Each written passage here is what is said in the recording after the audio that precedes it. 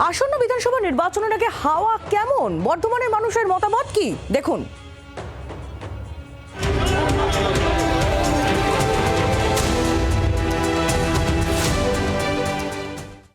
নির্বাচন বাংলায় চিরকালই একটা উৎসবের আমেজ নিয়ে আসে, এবারেও তা এসেছে। যদিও এবারের উৎসবের মধ্যে একটা বিষাদের সুরও রয়েছে।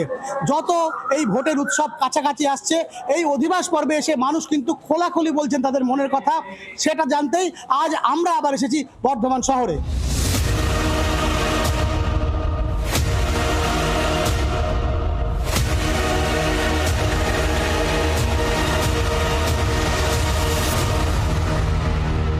চাষের অবস্থা কি? চাষের অবস্থা খুবই খারাপ। এই আলুর দাম নাই, এইসব নিয়ে। আলু সরকার কিনছে না?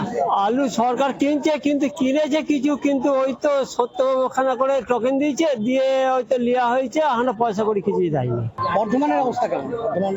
বর্তমান অবস্থা তো দাদা মোটামুটি ভালোই দেখছি। উন্নয়ন হয়েছে? উন্নয়ন কম বেশি হয়েছে। আছেন? আরে কেমন থাকবো, এই ইলেকশন এলো মানে বাঁক 60,000 কাল এফিডেভিট আমরা জমা দিয়েছি। 3 দিন ধরে মানুষগুলো ঘুরছে, এসআইয়ের নামে যে হয়রানি, এই হয়রানির শিকার হচ্ছে সাধারণ মানুষ। আর ভোট যারা কামাবে জিতবে চলে যাবে, তারপর অন্য দলের হয়ে যারা খাটবে মার খাবে, কে তাদের রক্ষা করবে?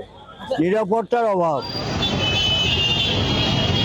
হাওয়া কি বুঝছেন পশ্চিমবঙ্গে? হাওয়া এখন বোঝা খুব মুশকিল, এবার খুব কমপ্লিকেটেড। পরিবর্তন না প্রত্যাবর্তন? প্রত্যাবর্তনই হবে। প্রত্যাবর্তন হবে। গণতান্ত্রিক অধিকার যাতে মানুষ প্রয়োগ করতে পারে, ভোট যদি মানুষ দিতে পারে, তাহলে কি হবে না হবে সেটা আগামী।